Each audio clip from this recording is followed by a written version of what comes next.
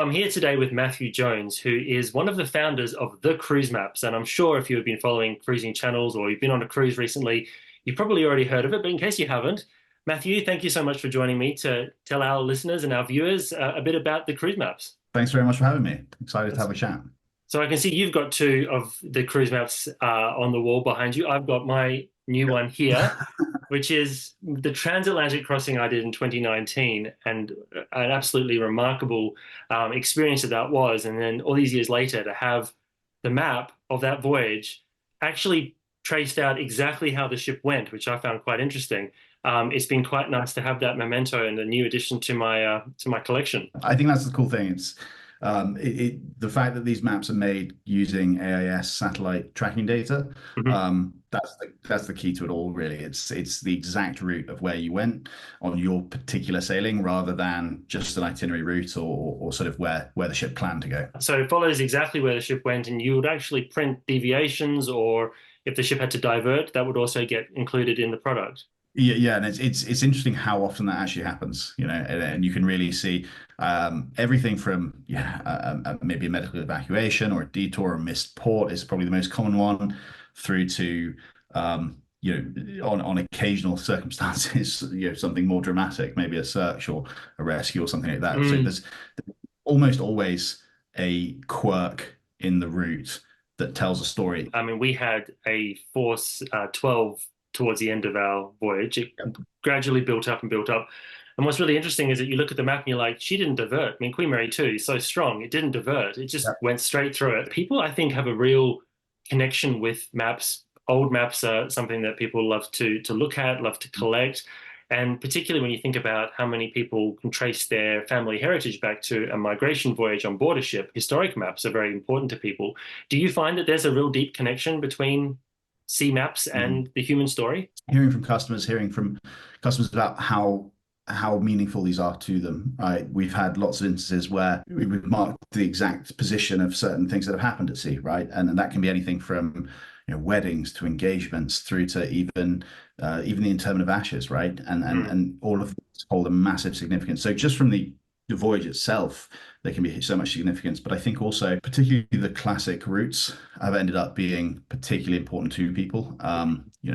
World cruises we do an awful lot of as well, and I think that tends to be a massive moment in someone's life. It's a really significant journey. I personally find that a map offers so much resonance beyond the actual journey itself, because it reminds you of what state of mind, what sort of what worries and hardships or positivities in your life were happening at that particular point in time. It's that, but it's also the sense of that conversation starter within your home, right? Like I live and breathe this. If you look at my home beyond this room, it is covered in maps. And really, it's so interesting when you bring someone into your house and sort of there's always this conversation about, like, it's a rich history of everywhere that means something to you. I mean, our viewers who maybe don't know you might not realize this, but you've got a long connection with the sea.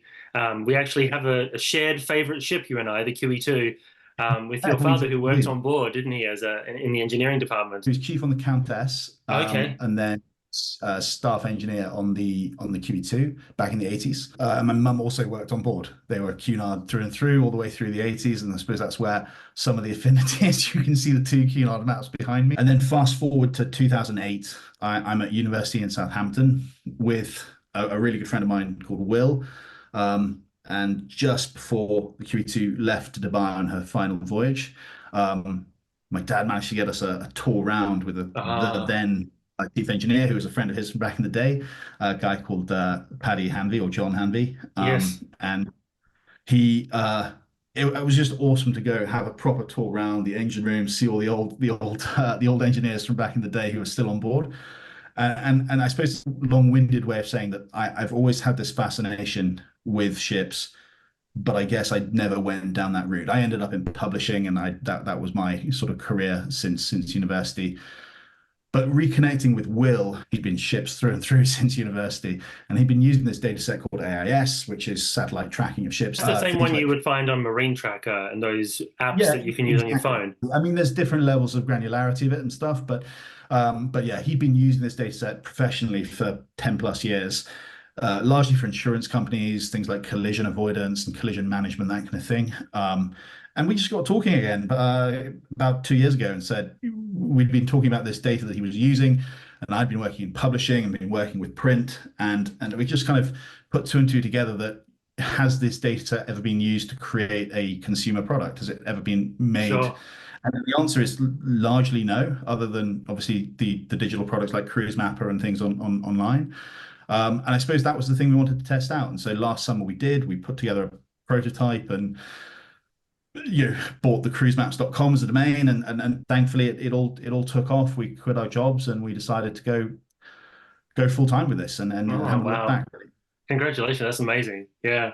I was Thank you. actually on Yeah, board Queen Anne's maiden voyage, and it was before you and I had actually been put in touch. We were yeah, we were we were introduced through a mutual friend, Emma from Emma Cruises, yeah, who many people who watch my stuff also know Emma.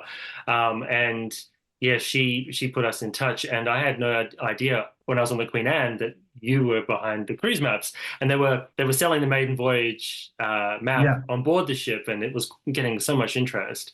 And I thought, what a great idea this is. And now we're chatting because it's such an interesting story. Well, what would you say is the most, have you got a most popular map that you've done? Like, what's the most popular route that people want to get a map of? I think somewhat counterintuitively, transatlantics are extremely popular. I mean, you and I both have one on our wall behind us, so I mean that goes to figure. But I think there's still a real romance to that. Yeah. As is the World Cruise. Yep. Every January there's a lot of pre-orders, and every April well, each April there will be a lot of orders of World Cruises.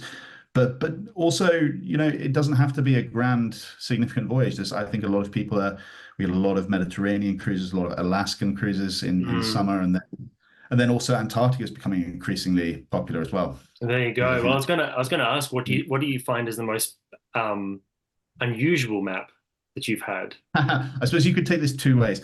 We had one for a Margaritaville at sea, 2 day out and back Yep. from maybe didn't make for the best map ever, but still very, very unique.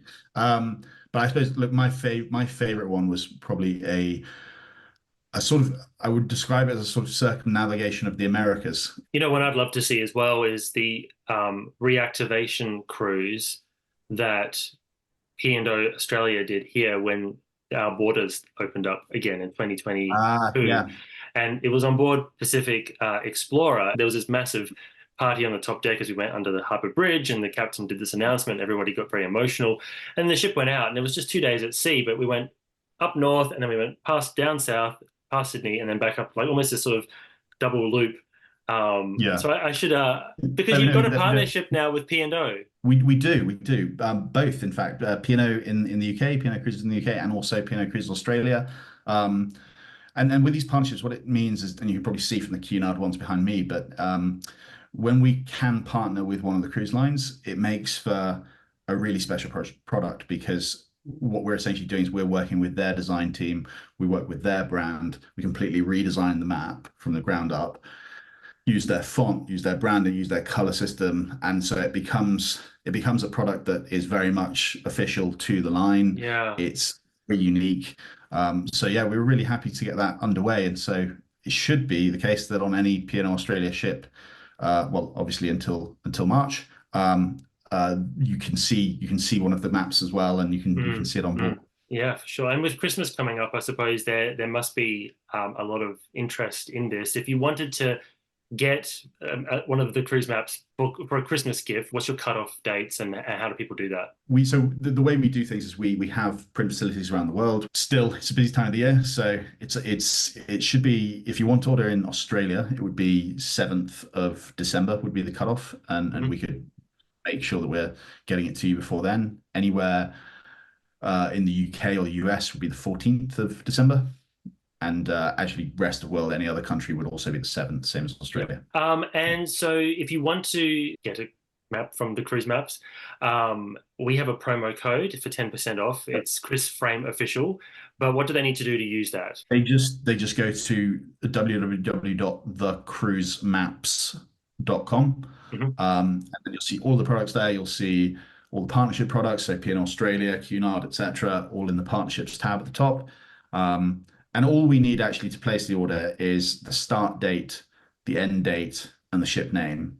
We we figure out everything out in between from the data, so it's not too onerous a process. Yeah. Some people assume on a world cruise they're going to have to tell us every port, and obviously that's not the case. No. But no, it should be quite quick. 2 minutes to order. I mean, I did that for this one here. It doesn't. There is fields for other information if you have it, but you don't need to Yeah, put it in. It's very, very quick and very easy. And as you say, it was locally printed, so it arrived very fast. It actually arrived yeah. at the office, and I wasn't here at the time, so Right. I knew it was here, and Yeah. I couldn't see it. And I was like, I want to see this map. And then when I opened it up, it was all beautifully framed and nicely presented. It's superb. So. Awesome. It's great to have this agreement with you for our listeners and our viewers to get the discount on the cruise maps. And what a great product! Thank you so much for bringing this unique thing to the world. Thank you, Chris. I really appreciate that. It's been great to talk to you. Take care. And you. Thanks, Chris. Bye.